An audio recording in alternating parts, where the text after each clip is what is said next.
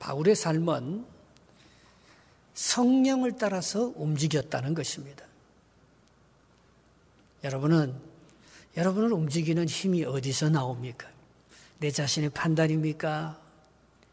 내가 뭘 하고 싶은 욕망과 목적과 사명입니까?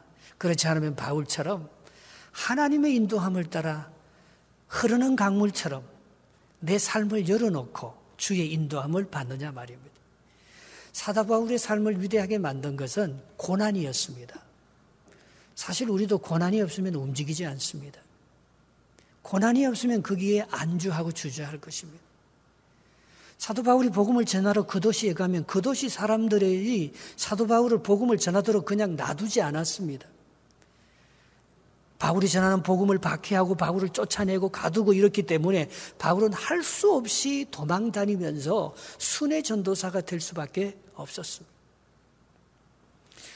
시편 119편 17절에 고난받는 것이 내게 유익이라. 이로 말미암아 내가 주의 율례를 배우게 되었나이다 했습니다. 여러분, 고난이 없으면 우리는 우리 마음대로 생각할 것입니다. 고난이 없으면 우리는 우리가 가고 싶은 길로만 갈 것입니다. 누구나 편안하고 안전하고 내게 유익이 되는 그런 길만 찾아가지 위험하고 고통스럽고 가기 싫은 선교를 왜 갑니까? 아무도 안 가지요.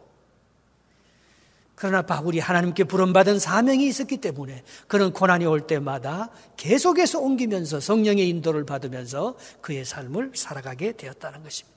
그래서 바울의 그 고난이 바울이 유대인인데도 예루살렘에 머물러 있지 아니하고 소아시아로 전도하러 나갔고 바로 바울의 그 고난이 소아시아에서 유럽으로 향하게 되었고 바울의 그 고난이 유대인에서 이방인으로 향하게 되었고 바울의 그 고난이 작은 소읍 중소도시에서 대도시로 향하게 되어서 오늘 드디어 아테네까지 이르게 되었다는 것입니다.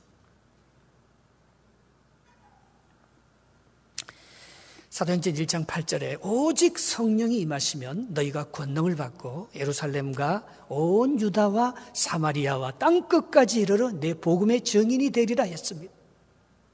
만약에 사도 바울에게 성령의 역사가 없었더라면 그는 예루살렘에서 자기가 갖고 있는 율법을 고집하면서 새로운 예수 그리스도의 복음을 정말 구약의 율법과 조상과 전통이 말하는 하나님의 생명의 말씀인 하나님의 육신이 되어 이 땅에 오신 예수 그리스도를 만나지 못하고 그냥 거기서 싸우다가 죽었을 것입니다.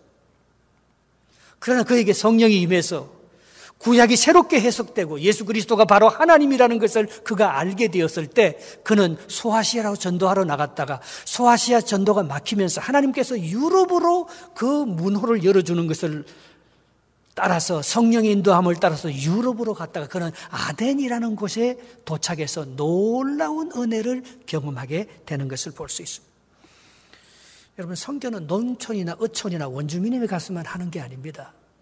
선교는 대도시에서도 내가 있는 그 지역에서만 하는 것이 아니고 내 지역을 벗어나서 내가 생각하고 있는 그 아는 내 교회와 내 가족에게만 하는 것이 아니고 내 마음의 문을 열어서 성령의 인도함을 따라 알지 못하는 미지의 세계로 마음껏 우리의 발걸음을 옮기는 것, 거기에 놀라운 비전과 역사와 우리의 미래와 우리 자녀들의 희망과 그 도전에 모든 것들이 달려있다는 것입니다. 우리가 우리 교회 안에 갇혀있고 우리 지역 안에 갇혀만 있었다면 우리가 보는 세계는 너무 어쩌고 우리는 싸울 일밖에 없어요. 한번 여행을 가도 우리의 마음이 그렇게 넓어지는데 여행은 금만 보고 오잖아요. 여행은 문화만 보고 오잖아요. 여행은 조금 보면 사람을 좀 만나고 오잖아요. 그러나 선교는 영적인 교제를 하고 오잖아요. 그 사람의 사상과 깊이와 그 사람의 영성을 만나서 예수 그리스도가 누구인지를 소개하고 올 때 여기는 여행이 한 10중에 인생의 5, 6의 기쁨을 준다면 선교는 90 강력한 영적인 에너지와 도전을 주기 때문에 우리 삶에 정말 충만한 기쁨과 감사로 넘치는 성령의 열매를 맺게 하는 것은 선교와 영적인 도전, 성령의 여정이 아니면 우리의 삶에 그런 기쁨과 축복을 주는 도전을 주는 새로운 역사가 있을 수가 없습니다. 늘 개미집 바퀴 도는 우리의 삶 속에서 그냥 거기서 흘러가는 대로 살 것 아니에요. 그러나 성령의 음성을 들으면, 그러나 선교를 통해서 다른 우상을 섬기고 다른 가치관에 사로잡혀서 살아가는 그 사람을 보면 불쌍히 여기고 야, 내가 얼마나 하나님의 축복을 받았는지, 내가 믿는 예수가 누구고 하나님이 누군지를 다른 사람들, 선교지의 사람들을 통해서 우리가 새롭게 도전받는 것을 볼 수 있습니다. 우리 아이들이 가끔 농내 원주민 선교를 한번 갔다 오면요, 밥 먹는 게 달라져요. 야, 내가 이렇게 부모를 생각하는 마음이, 존경심이 달라집니다. 여기에서 있을 때 전혀 보지 못하고 그냥 주위에 있는 것이 당연하게 느껴졌던 것들이 얼마나 큰 행복인지를 그걸 느낄 때에 우리가 새로운 도전을 하게 되는 것입니다. 지금까지 사도 바울의 선교는 하나님을 믿는 유실론자에게만 복음을 전하고 회당에서만 복음을 전했어요. 그런데 오늘 쫓겨서 아덴이라는 도시를 가보니까 이게 문화적인 충격이 굉장한 거예요. 영적인 충격이 굉장했습니다.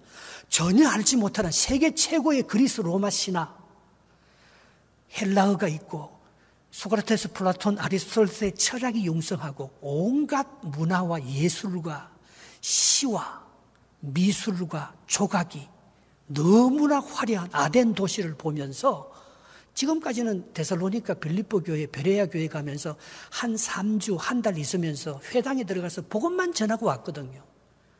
그런데 이제 아덴에 가서는 전혀 다른 선교 전략이 생깁니다. 전혀 다른 문화적인 충격이 생기면서 사도 바울이 놀라게 되는 거예요. 16절 말씀 같이 한번 읽어보겠습니다. 본문 16절 시작. 바울이 아덴에서 그들을 기다리다가 그 성에 우상이 가득한 것을 보고 마음에 격분하여. 오늘 바울이 아덴은 이거 그리스도에서 아테네 아닙니까? 여기서 올림픽이 일어난 올림푸스, 그 산을 중심으로 형성된 아덴은요, 처녀의 신이라는 도시예요. 이 그리스 신화가 얼마나 발달했습니까? 그 그리스 아크로폴리스라는 그 그리스는요, 큰 언덕 위에 세워진 신들의 도시입니다. 그 중에 중심 신이 파르테논 신전이라고 해서 제우스 신을 중심으로 해서 2만 5천 개 내지 3만 개의 신이 이름이 다 붙여져 있어요. 여러분, 우리 어릴 때 그리스 로마 신화의 책을 읽으면서 얼마나 그 그리스 로마에 있는 그 신들이, 그리스 로마의 신은 그 인간하고 비슷해요. 우리하고 똑같은 감정을 가지고 죽어요, 또 신도. 그렇게 하면서 그걸 보면서 전부 우상인 거예요. 하나님을 만나기 전에는요, 하나님이 누군지 모르기 때문에 전부 우상을 섬깁니다. 우리 예수를 만나기 전에 우리 민족이 뭘 믿고 살아? 전부 미신이잖아요. 절에 간다고 하면서도 그 절이 그게 진짜 뭐 이렇게 돌을 닦는 자기 마음의 수영을 하는 정도가 아니고 전부 우상과 미신인 것을 가득합니다. 이 우상과 미신은 미개인만의 전유물이 아닙니다. 이 우상과 미신은 가장 지성적인 아덴의 전유물이었습니다. 일본이 얼마나 문화와 과학이 발달했습니까? 그러나 그 과학과 문학과 미신과 연결되어서 일본의 신사만 해도 8만 5천 개가 있습니다. 파르테논 신전에 있는 그 우상 신들의 이름만 해도 2만 5천 개 내지 3만 개가 있습니다. 얼마나 많은 우상을 섬기는지 바울이 이것을 보고 마음이 격분하는 거예요. 왜 이 사람들이 이렇게 이런 것들을 섬겨요? 하나님을 모르니까, 참신을 모르니까, 유일한 한 분 하나님, the one only God을 모르니까 온갖 다양한 것들을 다 경배하면서 그것이 나에게 복을 줄까? 그것을 만들어서 나에게 복을 달라고 거기에 경배하고 절하면서 그것이 예술이 되고 문화가 되고 문학이 되고 그게 지성이 되지만 알고 보면 인간의 마음에 있는 그런 모든 연약한 것들을, 그런 것들을 통해서 보충받고 위로받으려고 거기에 절하고 거기에서 축복을 바라보고 거기에서 인생을 맡기고 거기에 점을 치고 거기에 인생 자녀들을 맡기는 그런 어리석은 우상들로 에덴이 가득한 것을 보고 너무나 놀라는 거예요. 지성은 최고로 발달했지만, 문화와 역사는 최고로 위대한 그런 나라였지만, 사도 바울이 갖고 있는 그 하나님 한 분, 예수 그리스도의 복음의 눈으로 바라볼 때는 전부 다 우상에 정말 잡다한, 하나님을 만나지 못하는 어리석은 인간에 불과한 것으로 바울이 보여서 영적으로 격분하는 거예요. 여러분, 부조리와 불의에 대해서는 얼마나 격분합니까? 사회가 잘못되고 사람이 거짓말을 하면 그 사람에게 진노하면서 얼마나 상처를 주고 우리가 격분합니까? 그러나 그런 격분은 조금만 해도 돼요. 나도 똑같은 인간이니까요. 나도 잡으면 똑같이 그렇게밖에 못하니까요. 그러나 우리가 정말 격분한 것은 영적인 격분입니다. 그들이 하나님을 모르잖아요. 그들이 사탄에게 지금 종노릇하고 있잖아요.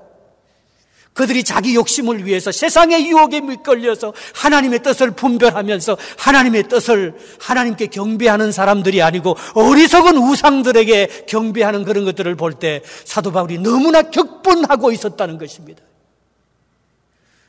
저와 여러분들이 그런 격분이 있었으면 좋겠습니다. 저와 여러분들이 그런 영적인 갈망이 있었으면 좋겠습니다. 사슴이 신의 물을 찾기에 갈급함 같이 내 영혼이 주를 찾기에 갈급하나이다. 오늘 이 갈급함이 없으면 우리의 영혼은 세상 사람들하고 똑같이요, 물질적이고 세상적이고 마귀적인 것을 추구하면서 결국은 예수도요 자기 우상화시켜 버리는 거예요. 미가 선지자들처럼 자기 안에 조각을 만들어서 이게 하나님이라고 교회 안에 하나님으로 그냥 모셔놓고 그냥 종교적인 의식만 행하는 그런 율법주의와 바리새인에 불과한 그런 기독교도 우상화시키는 경우가 얼마나 많습니까? 오늘 우리의 종교가 우리는 종교가 아니고 생명입니다. 우리 종교는 문화와 예술과 지성의 이성의 철학을 넘어서 영적인 하나님의 세계를 보고 영원한 생명의 구원과 영생의 역사를 맛보는 그게 진짜 종교주의의 종교 참 생명입니다.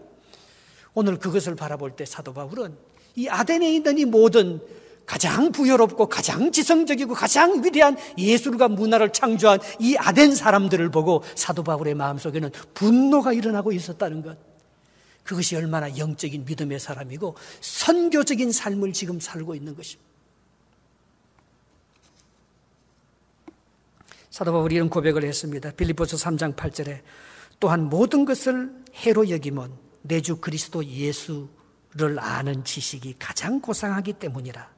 내가 그를 위하여 모든 것을 잃어버리고 배설물로 여기면 그리스도를 얻고 그 안에서 발견되려 하려 함이니. 내가 이 모든 사도 바울도 서울대 법대 출신 아닙니까? 가말리엘 문중의 법학을 공부한 율법과 법에 정통한 누구하고 말싸움해서 지지 않는 논리와 지성과 철학을 갖고 있는 사람이 사도 바울 아닙니까? 그러나 예수 그리스도를 알고 나니까 이 모든 것이 아무것도 아니었다는 거예요. 우리가 추구하는 성공, 우리가 바라보는 그 부유한 물질, 우리가 갖고 싶고 도전하고 싶어하는 그 유명한 대학과 그런 작품들 말입니다. 여러분, 그리스도 안에 들어가면 그게 다 조화가 되고 정리가 되고 그게 그리스도 밑으로 다 배열이 되면서 그걸 우상하지 않고 그 자식을 우상하지 않고 그 물질을 우상하지 않고 그 성공을 우상하지 않고 예수 그리스도만을 나의 구주로 섬기는 진정한 믿음의 사람이 되잖아요.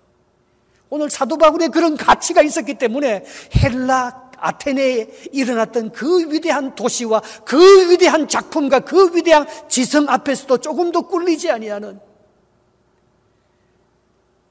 예수 그리스도의 복음을 가지고 그들에게 전할 수 있는 전도자가 될 수 있었던 것입니다. 그래서 지금부터 사도 바울의 전도의 전략이 바뀝니다. 이때까지는 누구에게만 전도했습니까? 그가 이방에 나가서 전도를 해도 꼭 유대인들에게 전도했어요. 회당에 가서 전도했습니다. 그러나 이제는 회당이 아닙니다. 물론 회당에서 만나는 거룩한 유대인들에게는 그들은 예수를 알고 있어요. 선지자들을 알고 있어요. 그들은 하나님을 믿고 있어요. 그런데 지금부터 만나는 이 이제 아덴 사람들, 이 도시 사람들은요, 하나님이 누군지 몰라요. 성경을 몰라요. 율법이 뭔 줄 아무도 모르고 그가 갖고 있는 인간적인 이성과 합리에 의해서 모든 것을 정리하고 자기들의 그 지성과 자기들의 능력과 부유함으로 인간적인 욕망을 추구하는 이 사람들에게 이제는 사도 바울이 논쟁을 하기 시작하는 거예요. 토론을 하고 변론을 하기 시작하는 거예요. 그게 17절, 18절 말씀입니다. 한번 읽어보겠습니다. 17절, 18절 말씀 같이 읽겠습니다. 시작. 회당에서는 유대인과 경건한 사람들과 또 장터에서는 날마다 만나는 사람들과 변론하니 어떤 에피쿠로스와 스토아 철학자들도 바울과 쟁론할세. 어떤 사람은 이르되 이 말장이가 무슨 말을 하고자 하느냐 하고 어떤 사람들은 이르되 이방신들을 전하는 사람인 것보다 하니 이는 바울이 예수와 부활을 전하기 때문이라. 할렐루야. 이제는 바울의 복음의 그 대상이 유대인 회당에 국한되지 않았습니다. 유대인에서 이방인으로 바뀝니다. 이제는 그 교회에서만 복음을 전하지 않습니다. 성경을 가지고 봐요. 이젠 성경 인용하지 않아요. 성경을 가지고 복음을 전할 수, 성경을 모르기 때문에 율법이나 유대인들은 조상의 전통하면 껍벅 죽어서 아무 말도 못합니다. 그러나 이 사람들은 아브라함과 이삭과 다윗의 요셉의 이 얘기를 해도 그들은 아무도 알지 못합니다. 그런 거 가지고 성경을 가지고 복음을 전할 수가 없습니다. 그래서 시장에 나가서 토론하는 거예요. 이 당시 헬라에서는 가장 주류가 되는 세 학파가 있었습니다. 오늘 여기 첫 번째 나온 에피쿠로스 학파라는 에피큐리안이라는 학파는 이 사람들은 무신론자들이에요. 영원한 세계가 없다고 봐요. 죽으면 끝이라고 봅니다. 세네카, 네로의 서성이었던 세네카, 로마에 불을 지르게 한 네로 황제의 영성을 그렇게 만들어서 로마를 패망으로 이끌어간 죽음이 끝이라고 생각하여 이 세상에서 마지막을 잔인하게 마친 그게 에피큐리안, 그들은 쾌락주의예요. 그들의 세계관은 유물론이에요. 유물론. 공산주의 기초가 여기서 나왔어요. 모든 세상은 물질뿐이다. 영혼이 없다. 영혼도 없다. 정신과 가치의 세계는 물질 아래, 만물 아래 속한 것, 단순한 인간은 그냥 유물론적인 물질로 만들어진 그런 존재일 뿐이다. 이 에피큐리안들이 말입니다. 그래서 그들은 그냥 이 세상에서 평안하고 이 세상에서 행복한 그 삶을 추구하면서 쾌락을 누리면서 살아가는 것이 이 에피큐리안이라는 사람들이 있고, 이 스토아 학파들은 그게 좀 반대적인 겁니다. 이들은 관념적인 생각을 많이 갖고 있었기 때문에 영원한 세계가 있다는 것을 믿었습니다. 죽음 이후에 다음 세계가 있다는 것을 믿었습니다. 그래서 그들은 금욕주의자들이었습니다. 그런데 이 사람들은 신은 있긴 있는데 보니까 하나님이라는 것을 알지 못하기 때문에 우주 바깥에 있는 절대적인 하나님의 유일신을 믿는 게 아니고 우주 자체가 신이라는 거예요. 모든 게 신인 범신론적인 사람이었습니다. 그러니까 우상을 다 만드는 게 이것도 신이고 이것도 신이고 이것도 나에게 축복해주고 이것도 내가 섬겨야 할 신이고 모든 것에 신이 있다는 이 스토아 학파들은 BC 3세기부터 AD 2세기까지 그리고 중세에도 계속해서 영향을 미치는 바울이 전하는 하나님만이 유일신이라는 것을 알지 못하는 이 사람들은 세상의 모든 것들, 아덴의 모든 그 우상들은 이 스토익 학파들에 의해서 만들어진 수많은 우상들로 가득 차 있었습니다. 또 여기에 반해서 세 번째로 가장 지성적인 사람, 플라톤의 이디야, 소크라테스, 플라톤, 아리스토텔레스도 이루는 이 헬라 철학, 이 지성, 이것들이 이들의 생각에 이성적인 것만이, 합리적이고 논리적이고 경험적인 것만이, 내가 증거할 수 있는 그것만이 절대적이라는 그런 것을 가지고 하나님이 있는지 없는지 알지도 못하는 불가지론적인 신, 그런 것들을 믿으면서 하나님 누군지 알지 못하는 그런 아덴 사회 속에서 오늘 사도 바울이 전하는 것이 예수와 부활에 대해서 복음을 전하고 있다는 사실입니다. 그런데 이 소크라테스, 플라톤, 아리스토텔레스에게 내려오는 이 이디아라는 것은 이원론적이잖아요. 이 땅의 삶과 똑같은, 이 땅의 삶은 불완전하고 없어지는 삶이기 때문에 이 땅의 삶으로서는 해결이 안 되는 천상의 다른 천국이 있다. 그런데 그건 이 땅하고는 완전히 구별된 별개의 것이다. 이 땅과 천국을 이원론적으로 그렇게 해석하는. 그러나 그들은 그 하늘에 있는 천상의 세계의 핵심, 그것을 로고스라고 해서 이 우주와 우리 삶을 형성시키는 근본 뿌리가 그 로고스라고 했는데, 요한복음 1장 1절에 보면 로고스, 그 말씀, 이 로고스의 핵심은 말씀과 이야기, 인간을 형성하고 있는 가장 중요한 사상은 이야기하고 말씀이라는 거예요.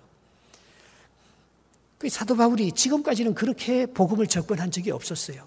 오늘 그들의 문화와 오늘 에덴의 지성과 에덴이 갖고 있는 철학 밑으로부터 예수 그리스도가 어떤 분이고 예수 그리스도의 부활이 어떻게 이루어진 것인지를 그들에게 말씀해요. 그래서 요한복음도 말씀이 육신이 되었다는 말을 헬라말로, 이 사도 바울과 예수 그리스도가 원래는 갈릴리 사람들 중심으로 북쪽에는 아람말을 쓰잖아요. 아람말.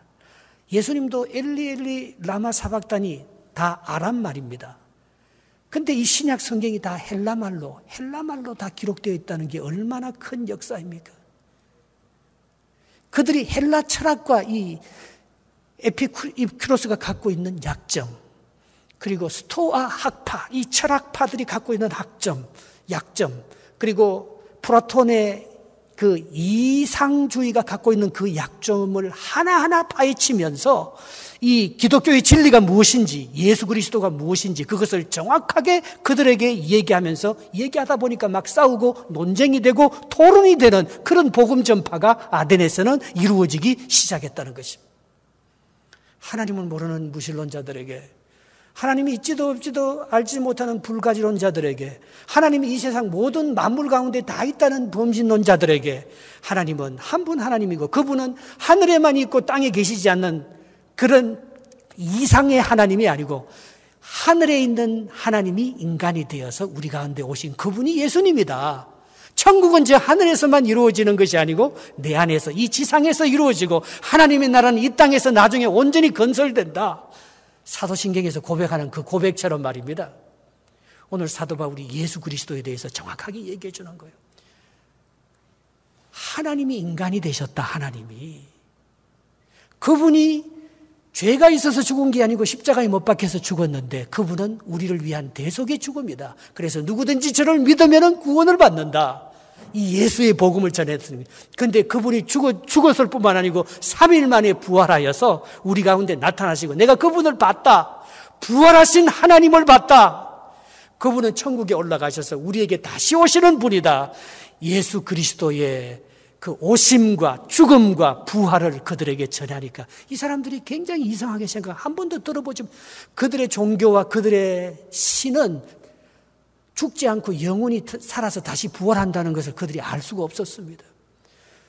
하나님이 인간이 되었다는 것을 알 수가 없었습니다. 천상의 세계와 이 지상의 세계가 하나로 성령으로 통합되어서 하나님의 나라가 우리 마음속에 이루어진다는 것을 몰랐습니다. 그러니까 이 사람들은 이상한 신을 저는 거예요. 이 사람은 굉장히 말을 잘하네. 이 말짱이가 도대체 무슨 말을 하는지 우리가 알 수 없으니 이 헬라 사람들의 특징은 새로운 것을 좋아하고 남이 무슨 논리를 펴고 이 얘기를 하면 그거를 무시하고 배척해 버리는 게 아니고 그러면 네 얘기를 한번 펼쳐봐라. 아레오바고라 하는 아레스 오바고는 언덕이고 아레스는 전쟁의 신이 있는 그 파르테논 신전에 있는 아크로폴리탄 위에 있는 가장 높은 절벽이 있는 그 이 바위 같은 큰 이 성 같은 그런 열린 광장에 이 바울을 데려가고는 누구든지 여기서 변론할 수 있으니까 네가 갖고 있는 종교, 네가 갖고 있는 사상에 대해서 한번 얘기해봐라. 그렇게 하면서 19절, 20절 사도 바울을 데리고 거기에 데려가는 것을 볼 수가 있습니다. 한번 같이 읽어보겠습니다. 19절, 20절 시작. 그를 붙들어 아레오파고로 가며 말하기를 내가 말하는 이 새로운 가르침이 무엇인지 우리가 알 수 있겠느냐? 내가 어떤 이상한 것을 우리에게 들려주니 그 무슨 뜻인지 알고자 하노라 하니. 예. 그래서 이 아덴 사람들이 이 로마와 그리스 철학과 이들의 사상이 말입니다. 열려 있기 때문에 누가 무슨 말을 하면 네가 무슨 얘기를 하는지 한번 말해봐라 하면서 그들의 이 얘기를 들려주는 것입니다. 그런데 이 아레오바고에서 놀라운 일이 일어납니다. 야, 여러분 이 사도 바울이 지나간 그 이후로 수천 년 동안 내려오던 그리스 로마의 신화가 다 무너지고 그 이후로 지금까지 그리스는 그리스 종교라고 해서 99%가 민족 전체가 크리스찬입니다. 유럽이 다 그랬듯이 바울이 이 아레오바고에서 한 이 한마디의 설교가 그리스를 변화시키고 유럽을 변화시킬 줄 누가 알았겠습니까? 여기 오래 있지도 못했는데. 그래서 지금 아레오바고 여기 그 돌판 밑에 가보면 얼마 전에 교황도 왔다 갔지만요. 우리 바울의 성지순례 제1호지입니다. 이 아레오바고 밑에 그게 가보면은 바울의 오늘 사도행전 17장 이 말씀이 그대로 기록되어 있습니다. 바울이 여기서 한 예수와 부활에 대한 얘기가, 이 복음을 전한 이 얘기가 그리스도와 전 유럽을 변화시키고 이 돌로 된 아크로폴리탄의 폴리스에 있는 이 돌로 된 그리스 사람들 속에 있는 온갖 무신론과 다신교과 불가지론들의 신들이 다 물러나가고 예수와 부활의 신앙으로 그들이 새롭게 거듭나는 역사적인 이 설교가 되었다. 여러분, 우리 자녀들이 뭐 성공하면 얼마나 하겠습니까? 우리 자녀들이 부자가 되면 얼마나 부자가 되겠습니까? 우리 자녀들이 지식이 풍요하고 사상이 크면 얼마나 큰 사상이 크겠습니까? 그리스 로마의 철학과 사상과 이들이 갖고 있는 이 부유함보다 더 큰 부유함을 가질 수가 있겠습니까? 그러나 이 부유함은 사도 바울이 한 사람인데, 사도 바울이 그 모든 것을 다 알지도 못하는데 그런 분명한 신학과 신앙과 하나님을 향한 믿음의 정확한 확신과 논리와 정음을 가지고 이 그리스 로마의 철학 전체를, 이들이 이룬 그 문화와 예술 전체를 한마디로 예수 그리스도와 부활의 신앙으로 그것을 재해석하면서 이것을 믿음으로 말미암아 모든 사람들이 구원받을 수 있다는 그 확실한 진리를 그들에게 전할 수 있었던 그 용기가 얼마나 대단하고 위대합니까? 그것은 바울의 용기가 아니요 성령의 역사이기 때문에 하나님께서 그리스 사람들을 그리스 로마 인본주의에 속해서 신화와 우상에 빠져있는 하나님을 알지 못하는 무신론자, 모든 것이 하나님이라고 하는 범신론자들에게, 하나님이 있는지 없는지도 모르는 불가지론자들에게 예수 그리스도의, 하나님이 예수 그리스도라는 것, 그분은 죽었다가 사셨고 우리를 영원한 생명으로 인도하신 그 천국은 하늘에만 있는 것이 아니고 그를 믿을 때 우리 마음속에 이루어지면서 이 모든 것을 통합하는 진정한 기독교의 진리를 그들에게 가르치면서 오늘 그리스 땅의, 유럽 땅의 위대한 복음의 역사를 만들어 나가게 되었다는 것입니다. 이 새로운 이 도시 사람들의 약점이 있습니다. 지루한 것은 못 견디는 거예요. 계속 유행이 바뀌어요. 예.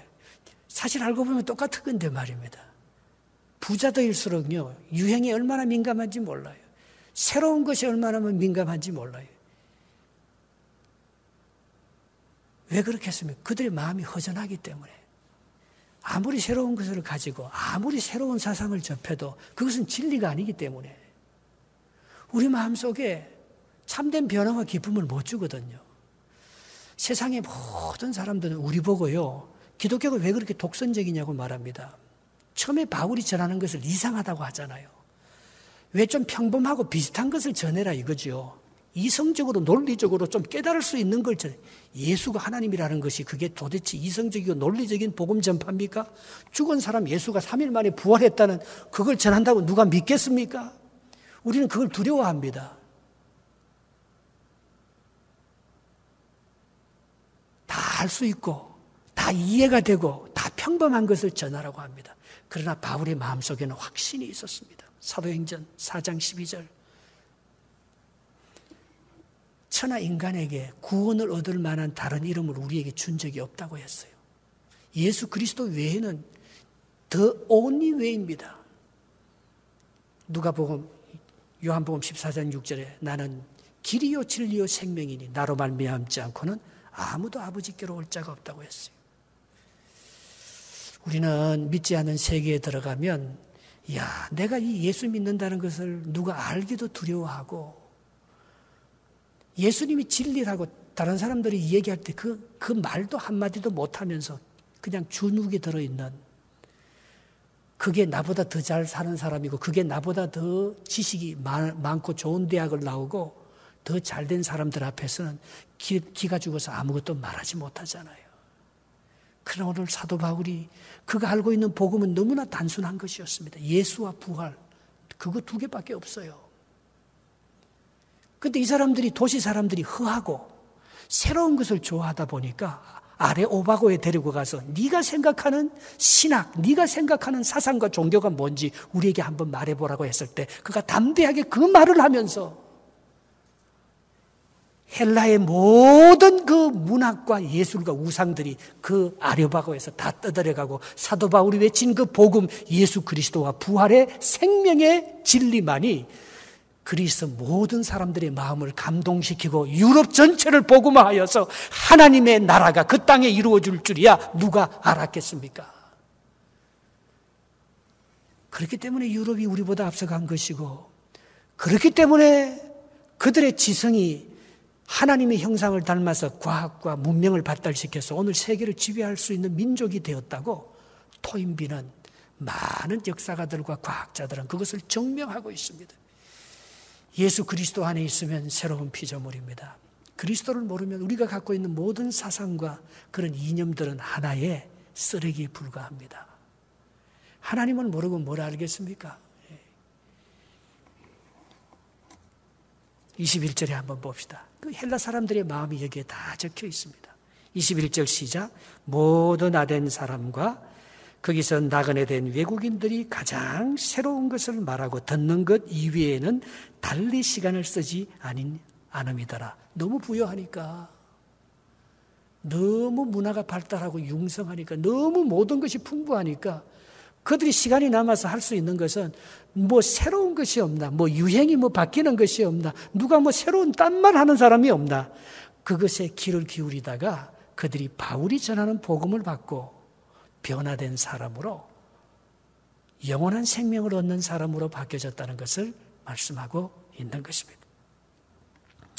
그런데 이제 이 사람들에게 복음을 전하는데 두 가지로, 딱 오늘의 주제는 두 가지입니다.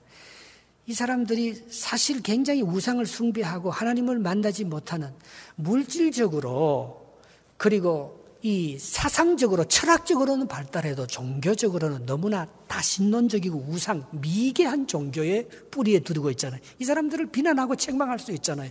그런데 사도 바울이 이들에게 접근을 굉장히 잘합니다. 너희가 어떤 민족이라고 축복해 줍니까? 22절, 23절 한번 읽어보겠습니다. 시작. 바울이 아래 오바고 가운데 서서 말하되 아덴 사람들아 너희를 보니 범사에 종교심이 많도다. 내가 두루다니며 너희가 위하는 것을 보다가 알지 못하는 신에게라고 새긴 단도 보았으니 그런즉 너희가 알지 못하고 위하는 그것을 내가 너희에게 알게 해주리라. 할렐루야. 너희들이 참 종교심이 많네.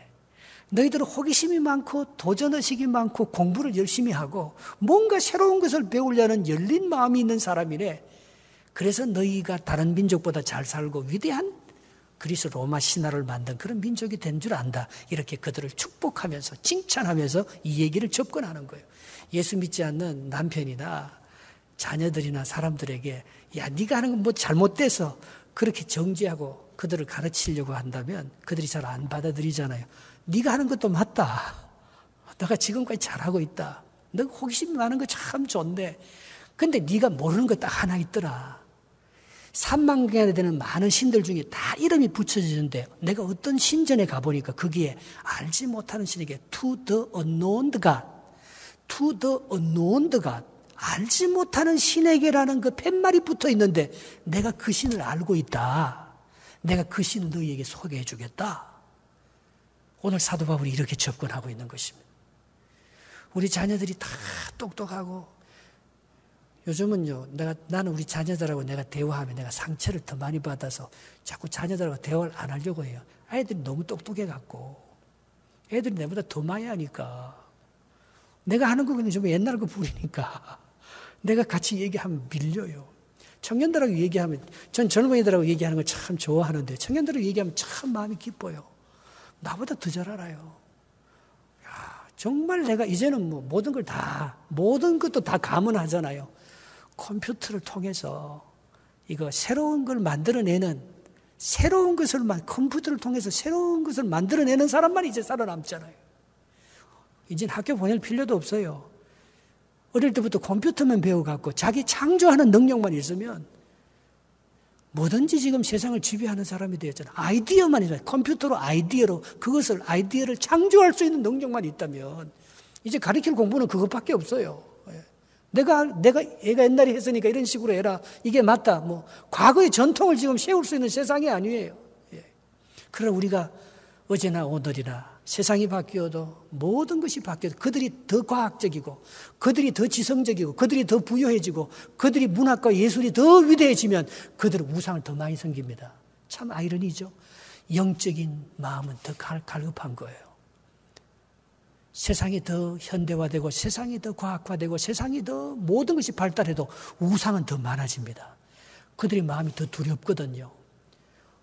그것은 물질적인 세계로 인간이 만들어지지 아니하고 그 안에 하나님께서 만든 영적인 세계가 있기 때문에 그것은 오직 예수 그리스도와 부활의 생명이 아니면 채워질 수가 없거든요. 그들은 알지 못합니다. 그들은 그 종교가 그들의 우상이 되고 그들의 그 컴퓨터가 우상이 되고 그들의 지성이 우상이 되고 그들이 똑똑하다고 알고 있는 미래의 그 비전과 통찰력이 그들이 우상화되지만 그것이 그들을 세워주지 못하는 것을 그의 영은 알고 있거든요. 우리가 딴 얘기는 못해도 우리 자녀들에게 딴 건 다 밀려도 사도 바울처럼 이것만은 밀릴 수가 없는 거예요. 예수 그리스도와 부활에 대한 얘기는 우리가 밀릴 수가 없는 거예요. 2000년이 지나도 아니 수만 년이 억만 년이 지나도 변하지 않은 이 진리의 성경 말씀은 오늘 우리 자녀들이 이것을 알고 이것을 통해서만이 이 땅에서 부유함을 넘어서 이 땅에서 예술과 문화를 창조하고 뛰어난 성공을 넘어서 하나님 나라의 영생을 얻는 길은 예수 그리스도와 부활의 복음 이것밖에는 다른 복음이 없는 거예요. 그러니까 우리 자녀들에게 말할 수 있어요. 자녀들에게 무엇이 진짜 성공이고 무엇이 진짜 너를 축복해주고 무엇이 진짜 너에게 창조의 에너지를 주어서 위대한 하나님의 사람이 될 수 있는 것인지를 우리는 담대하게 사도 바울처럼 아레오바고가 되어야 됩니다. 그래서 아레오바고에서 한 설교는 너무나 간단한 것입니다. 한 가지입니다. 24절 25절 같이 한번 읽어보겠습니다. 시작. 우주와 그 가운데 있는 만물을 지으신 하나님께서는 천지의 주제신이 손으로 지은 전에 계시지 아니하시고 또 무엇이 부족한 청것처럼 사람의 손으로 섬김을 받으시는 것이 아니니 이는 만민에게 생명과 호흡과 만물을 친히 주시는 이심이라. 할렐루야. 니체는 신이 죽었다고 했어요. 여러분, 니체가 신이 죽었다고 해서 하나님이 죽은 게 아닙니다. 니체의 하나님이 죽은 거죠. 그래서 니체는 하나님이 살아계시다, 하나님이 주시는 영생의 축복과 진정한 물질의 축복도 받지 못하는 것이죠. 니체를 만드시고 니체에게 생명과 호흡과 만물을 공급하시는 하나님을 믿지 않으니까 그는 모든 것을 못 받고 축복을 못 누리는 거죠. 여러분, 우리가 손으로 하늘을 가린다고 해서 하늘이 가리겠습니까? 하나님께서 천지를 만드셨기 때문에 이 세상은요, 하나님에 의해서만 다 통치되고 공급되고 축복을 받는 거예요. 그거 외에 우리가 받을 수 있는 축복이란 아무것도 없습니다. 오늘 사도 바울이 담대하게 신론을 전하는 거예요. 신론. 하나님에 대해서, 창조주 하나님에 대해 창세기 1장 1절만 해결이 되면 그분이 우리의 창조자요, 그분이 인생의 주관자요, 그분이 우리에게 호흡과 생명과 모든 것, everything, life, breath and everything, 그 모든 것을 우리에게 주시는 살아계신 하나님이다. 그 말씀 하나만 믿으면 우리는 모든 것을 해결받을 수 있는 진정한 하나님의 자녀가 되는 권세를 얻게 되지 않겠습니까? 오늘 사도 바울이 전하는 것은 그거 하나뿐이었습니다. 사도 바울이 갖고 있는 확실한 믿음은 그거 하나뿐이었습니다. 그가 작은 다소 출신의, 이방인 출신의 그런 부족한 사람이었음에도 불구하고 그가 에덴에 가서 기가 죽지 아니하고 에덴을 진짜 축복의 도시로, 하나님을 믿는, 하나님의 영광과 영생을 누리는 그런 도시로 만들 수 있는 능력이 사도 바울이 있는 그 예수 그리스도와 부활에 대한 신앙, 그거 하나뿐이었습니다. 그거 하나가 세상을 변화시키고 오늘 이 아덴을 위대한 기독교의 나라로, 하나님의 나라로 바꾸는, 아덴에 있는 우상 숭배하는 모든 세상적이고 마귀에 속한 그 사람들을 예수 그리스도에게 영원한 생명에 속한 사람으로 바뀌어갈 수 있는 위대한 역사를 사도 바울이 오늘 여기서 남기게 되는, 사도 바울의 그 신론이 중요한 거예요. 그게 우리의 인생관이 되고 그게 우리의 세계관이 되고 우리의 구원론이 되는 것입니다. 하나님이 누군지 모르고 우상을 숭배하면, 그 십계명 제1계명도 주 너의 하나님만 경배하라고 했어요.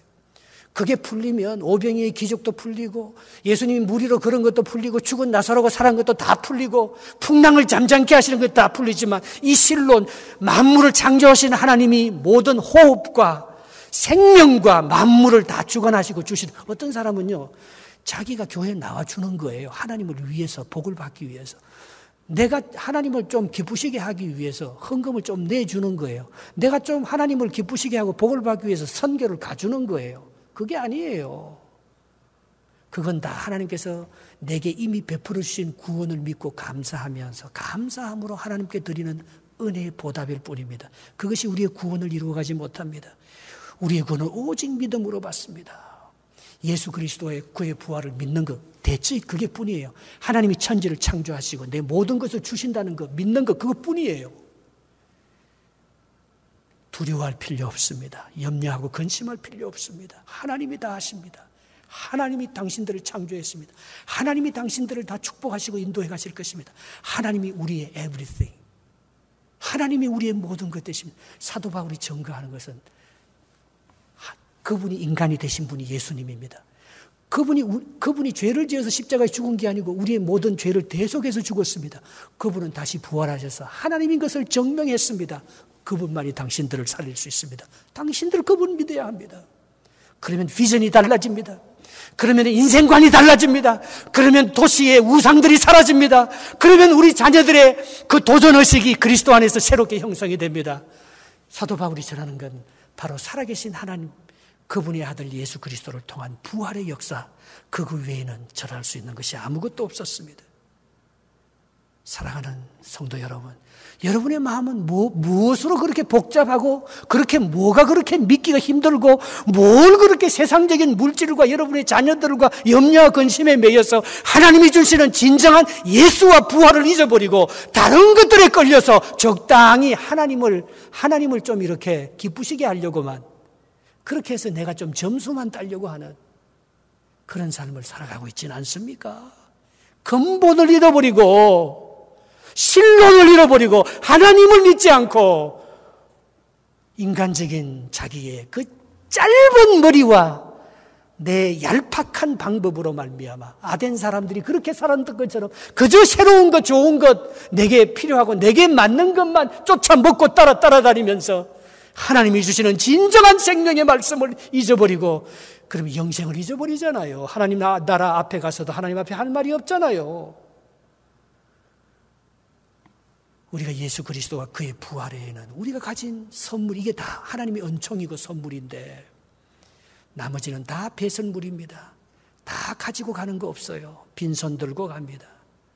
인간이 하나님의 형상을 닮아 위대해서 이렇게 아름다운 작품을 만들어도 이게 내게 아니고 하나님이 주신 선물입니다. 아덴 사람들이 그걸 깨달았을 때 그리스 로마가 이제 위대한 새 세계를 점령하는 위대한 그리스 로마의 역사가 이제부터 시작이 되는 거예요. 유럽의 위대한 찬란한 물질과 문명의 역사가 예수 그리스도와 부활의 생명으로부터 이제 시작이 되는 거예요.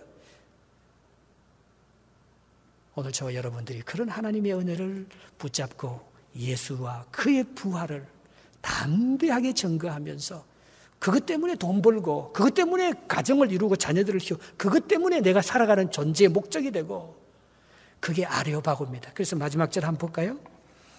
안 읽었지만 34절에 몇 사람이 그를 가까이 하여 믿으니 그 중에 누가 있다고요? 아레오바고 갈리 디오누시오와 몇 명의 여자들이 믿으면서 이 아덴을 바꾸는 거예요.